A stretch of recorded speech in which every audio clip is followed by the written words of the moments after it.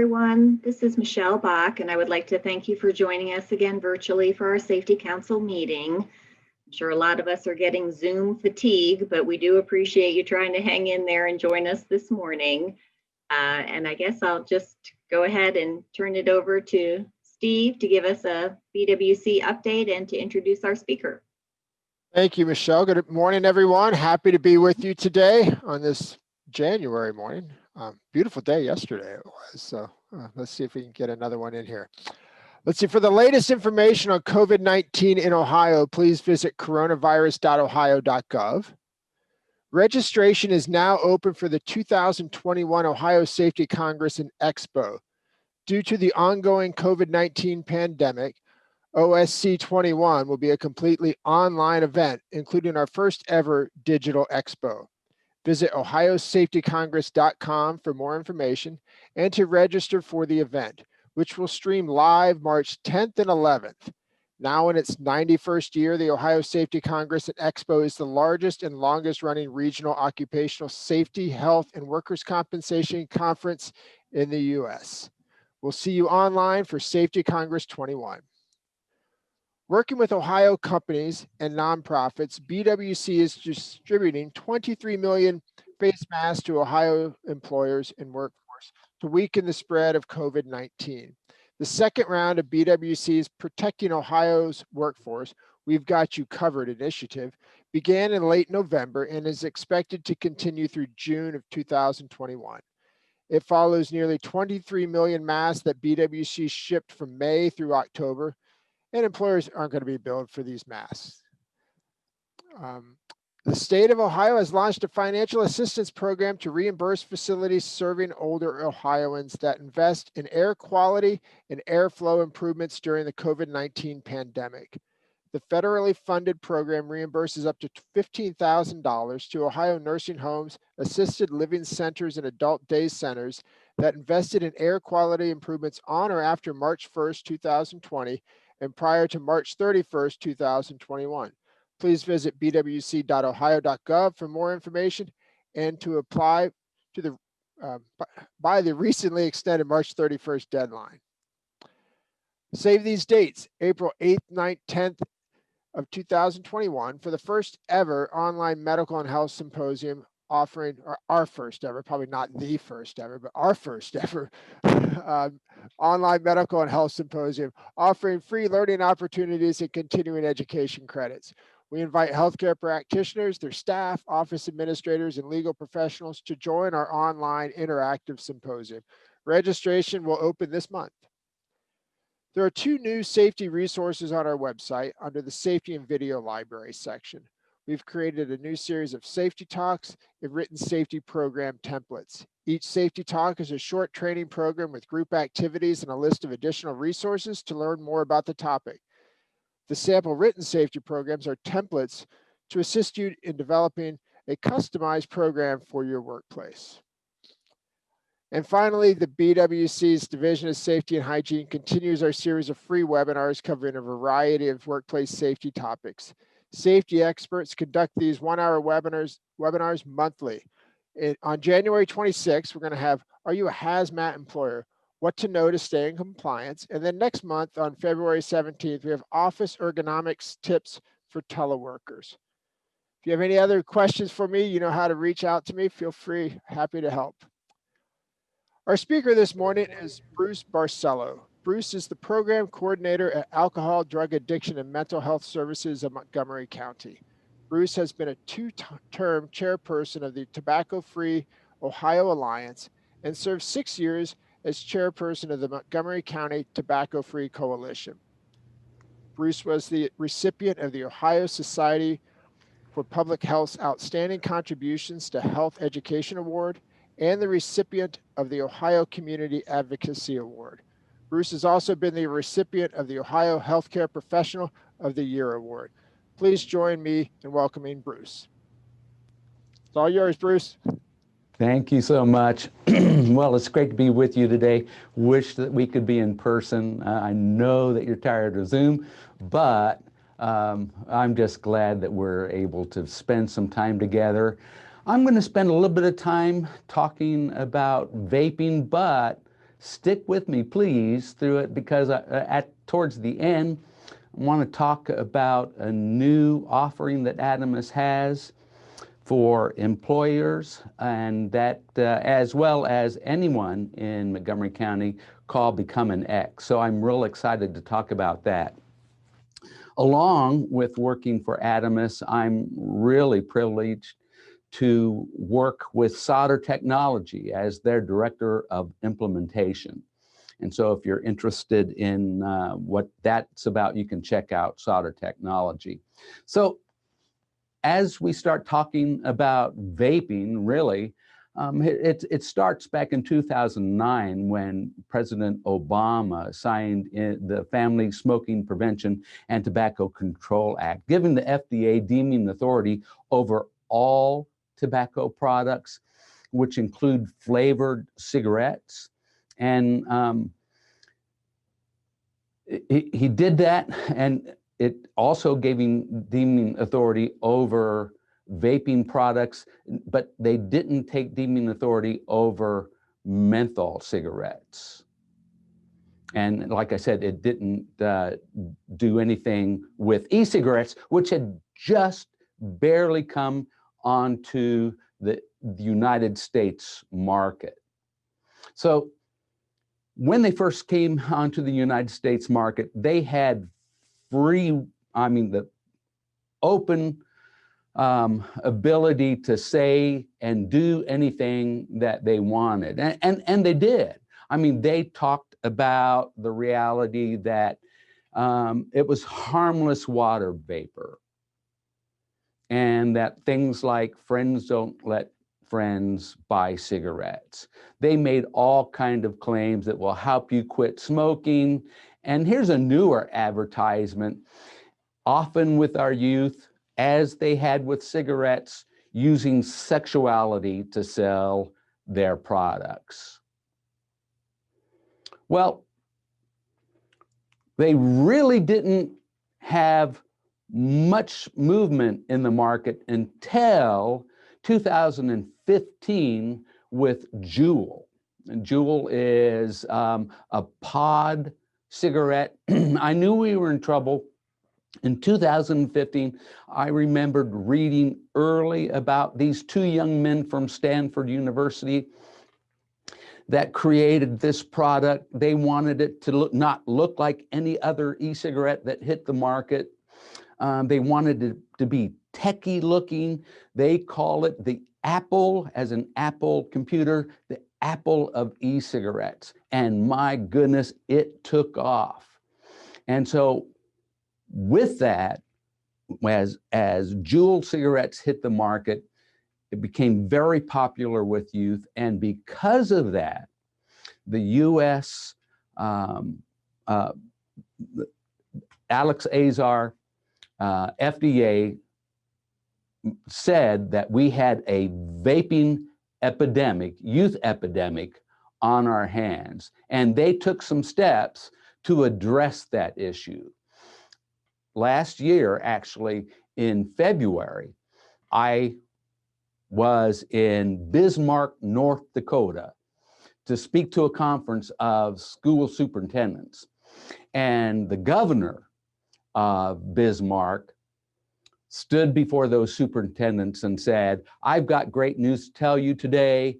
The president is making a move to ban flavored pods, and that's going to take away our vaping epidemic with our youth." Well, I spoke right after the governor, and I said, so here's the thing. The gaps of all of this are so large that you can drive a truck through it. And so I wanted to share with you some of the gaping holes in this, in what they passed. So here are some of the issues. They banned the flavored pods. There's an example of some of the flavored pods that the FDA took action on, but they didn't cover any of the refillable pods, like the syringe pod, which is very popular among youth. More importantly, and we'll talk about this a little bit more, it didn't cover any of the disposable products, which are extremely popular among youth. It didn't discuss or deal with any of the e-liquids, which there are over 15,000 different flavors on the market today. And it dealt with, and it took on the left is the Juul mint pod, which was taken off the market. It didn't take off the menthol pod, which is on the right. So here's just a little bit of the bad news. And actually, this is the first number is from 2019, the 5.3. So there's good news, bad news. The number in 2020 has dropped. So youth vaping rates have dropped. So now there's 20%. So some good news. Middle school has dropped, but 97% of kids do use flavors. Around 5,000 kids start vaping every day. So when you read the most recent numbers, you would say, well, that's great news. Those rates are dropping significantly. Well, not so fast. We know that 8 out of 10 kids are using flavored products. The disposable products nearly doubled in the from August to May. So disposable products are extremely popular, and menthol pods increased from 10.7% to 61%. So we have some significant issues, and the youth usage rates are still at an epidemic rate. So we still have a real youth vaping epidemic on our hands.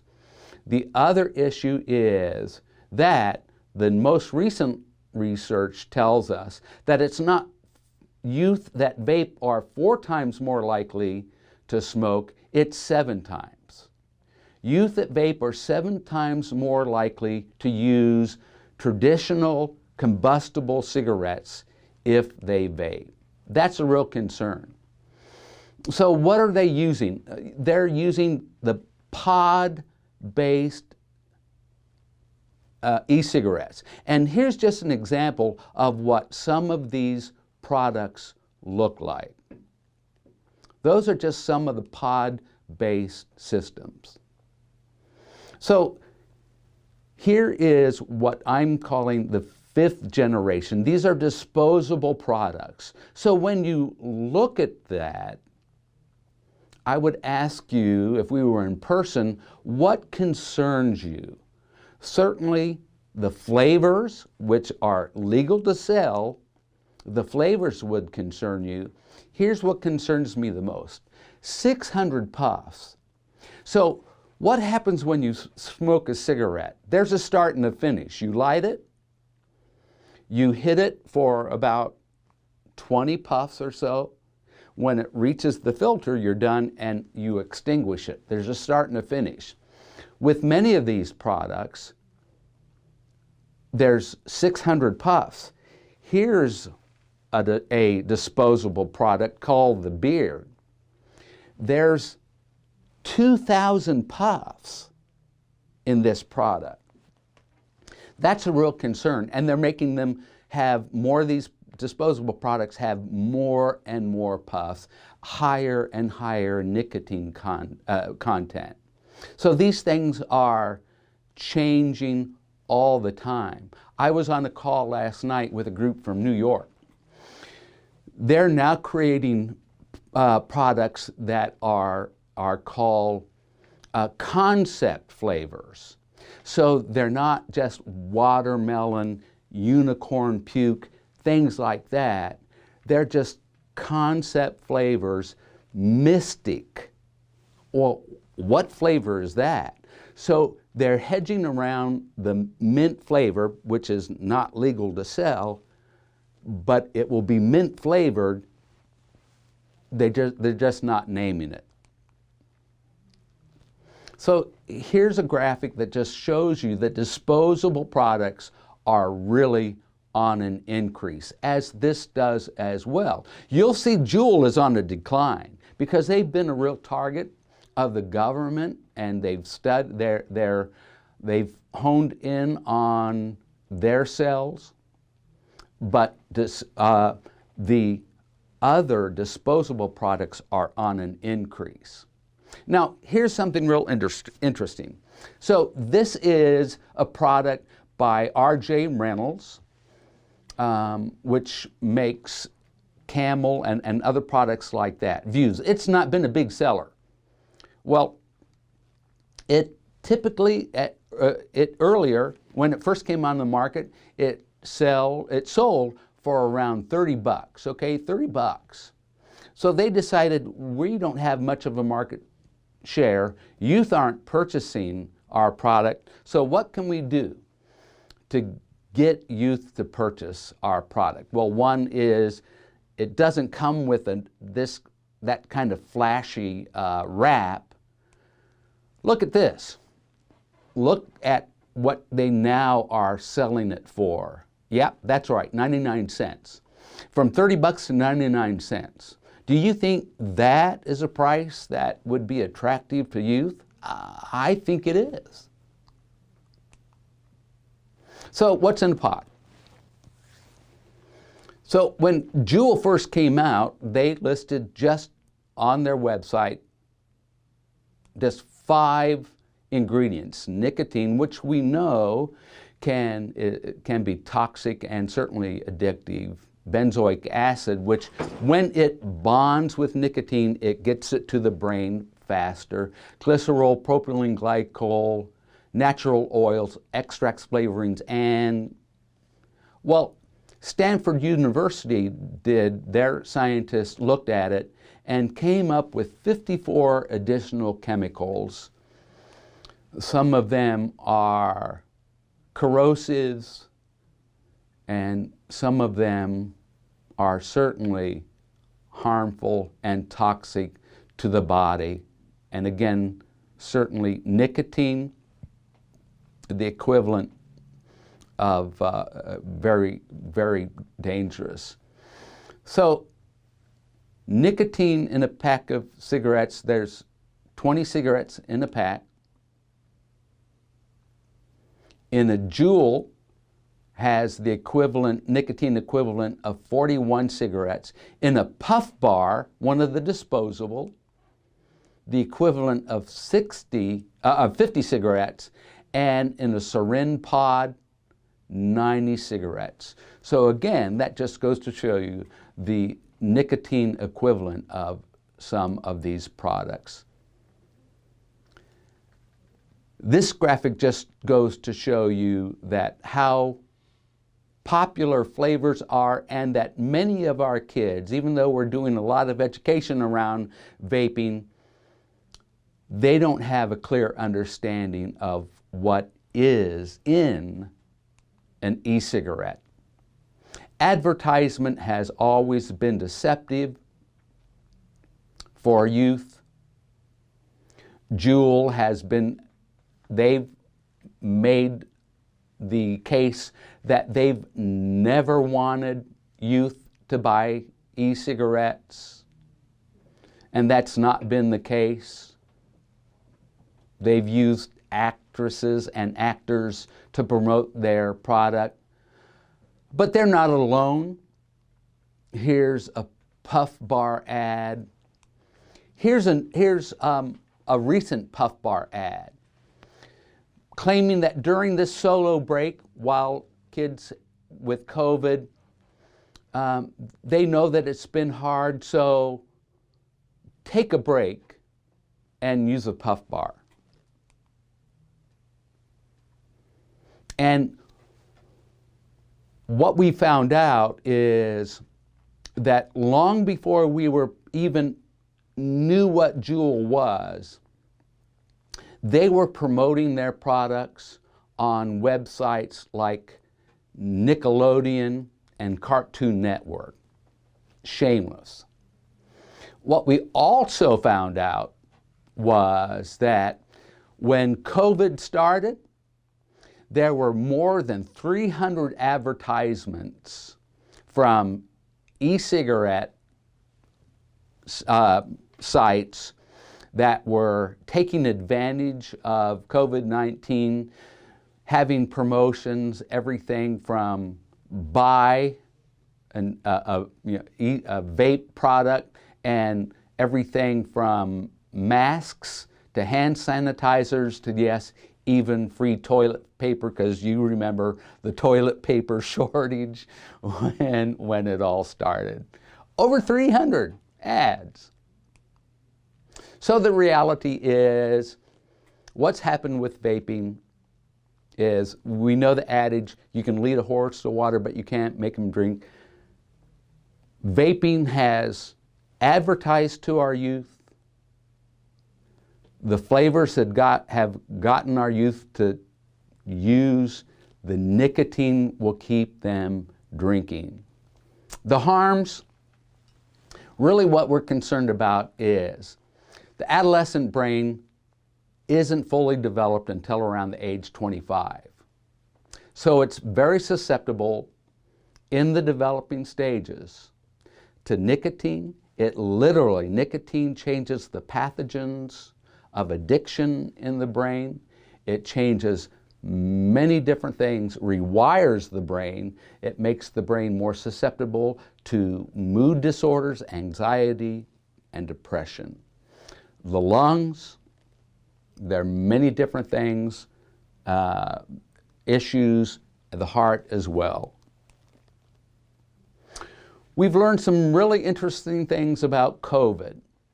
A good friend of mine, Bonnie Felcher-Helpner from Stanford University, released some important information that youth that vape are 5 times more likely to contract COVID. Youth that vape and smoke are 7 times more likely to contract COVID. So we also know that adults then that smoke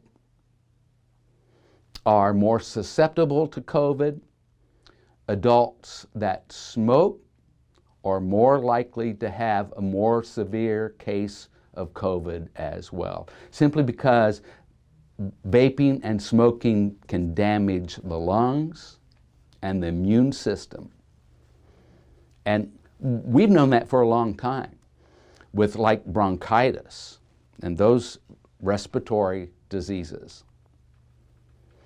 We also know, and if you talk to someone from a school system, that their issue is not only with youth vaping things like Juul, but vaping THC, which is the psychotropic drug in marijuana.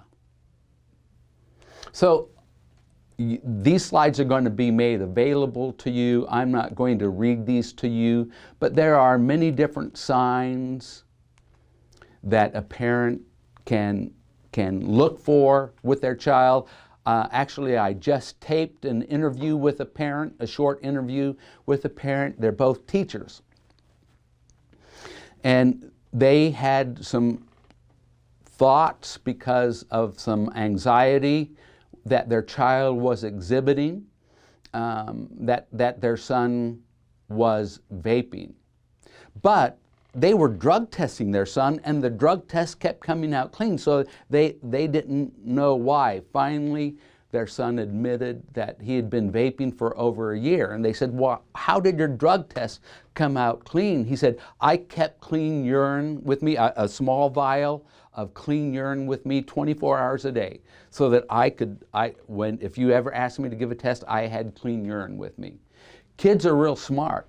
And they also talked about, the mom talked about, beware of the vaping devices because they're so small. And they are. All of these different devices are small. So That's a small device. This is a syringe pod. It's extremely small.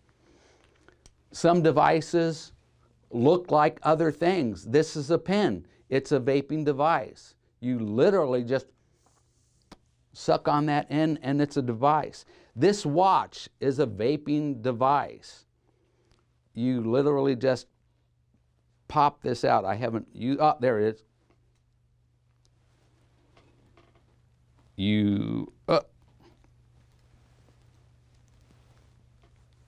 I can't, yeah, there you go. You pop it out and you suck on that and the e-liquid is in it. Hold on, let me grab this. This backpack is a vaping device. You literally just hit on that. Oh, I didn't realize it was still, the vape is right in here. So all of these different things make it very easy for youth to conceal what they're doing. It's not that it's harmless. It's certainly harmful. So let's turn the conversation for right now and talk about not just only workplace vaping, but workplace smoking as well. Certainly, when we start talking about smoking and vaping in the workplace, there's a productivity issue. And we're seeing more and more that when there's vaping allowed in the workplace and there's a smoke-free policy, that can create confusion for others in the workplace. And it can lead to legal issue for the employer. Smokers spend 80 minutes a day on smoke breaks, and you can see that loss of time in productivity over a month, 40 hours a month. And then we know that tobacco-related health issues can be a major cost in healthcare issues. So I wanted to share with you something that Adamus has just been able to provide to those in Montgomery County, and that's the X program. The X program is a program in conjunction between the Truth Initiative, which is a leader in digital technology, and the Mayo Clinic. If you know anything about the Mayo Clinic, they provide evidence-based best practices around cessation. So this program in a work site can help your employees become provide higher employee productivity, less time away from work, and better health, lower health claims costs. So, like I mentioned, it's developed with the Mayo Clinic. Now it's over 900,000 users. It addresses all forms of tobacco use. So cigarettes, it's the only evidence-based e-cigarette cessation program. Chewing tobacco. And here's what I love about it. It has help on every digital platform. So it's cessation for today. So there's an X plan. So online, all types of health quits. If someone just wanted to use the online platform, they could. So it's self-paced. There's an entire quit plan with all types of educational information, interactive video, all of it right there online for that for an individual. There's an ex-coach. So that ex-coach, an individual can schedule that ex-coach when they want. They can ask and request the same ex-coach. Choose a quit date, all of that. And I love that option. A text message. Now, I've enrolled in multiple text programs. Many of them are very generic. So the messages will be just some general quit tips. With the X, they will be messages designed specifically for you. As you interact, they will be designed specifically towards your quit. So that's real important.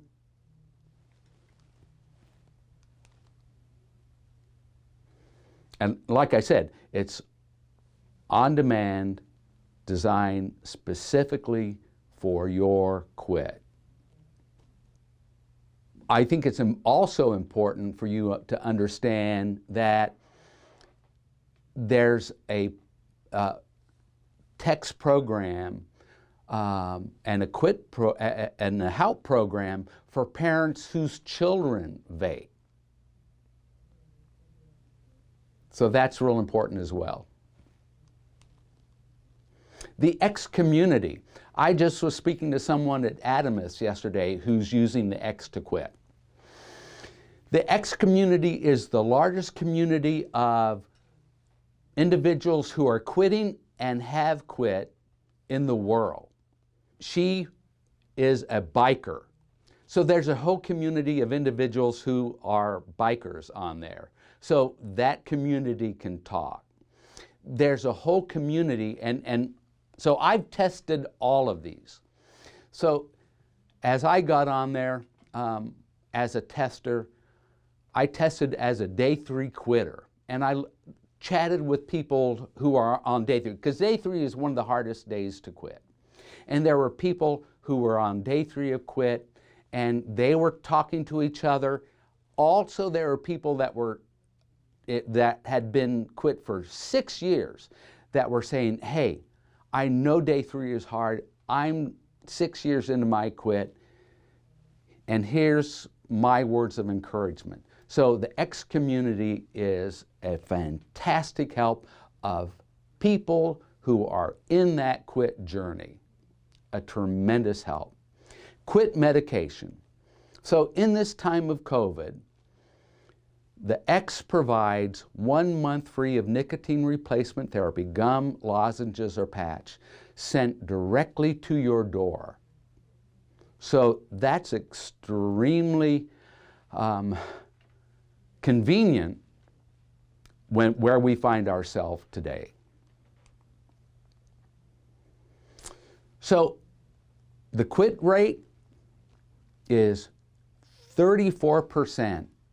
I don't know if you're familiar with quit rates, but that's the highest in the country of quit rates.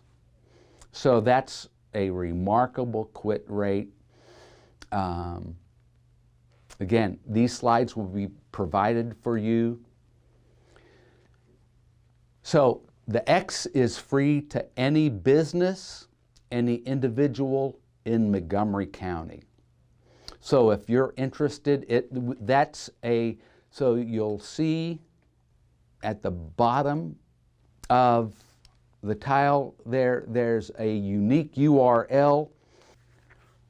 On the Get Help Now app, on the bottom tile of the Get Help Now app is Quit Smoking, which takes you directly to the X, and it's set up for anyone in Montgomery County for free. A few county government offices near you.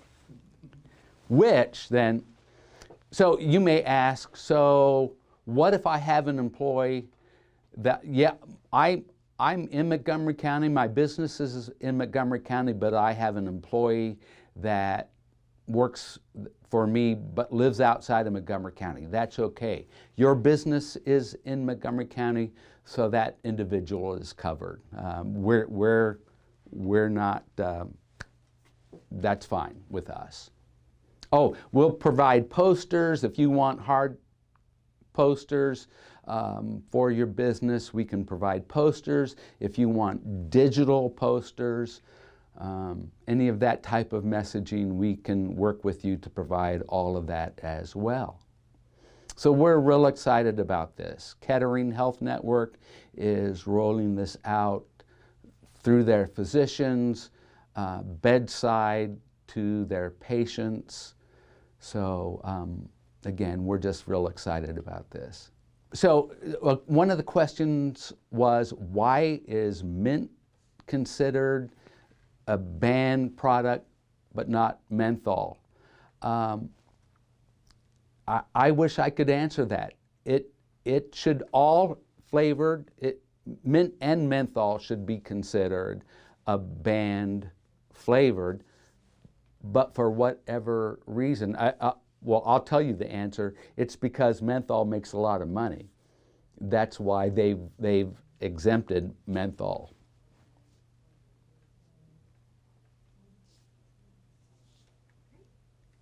Any other questions, folks? Okay, well, Bruce, thank you very much. We cannot thank you enough for coming today. As the parent of a teenager, albeit an older teenager, I personally am shocked by how much I did not know about this topic. And actually seeing some of those devices was incredibly eye-opening. So I really appreciate the information and for you taking the time to come today, or virtually be there at the studio for us. I would remind all of our participants that the presentation will be emailed to you, so you'll be able to review it in more detail if you wish. And I just would like to wish everybody a good day. Hope everybody stays healthy and safe. And Bruce, again, thank you very much. We really appreciate it.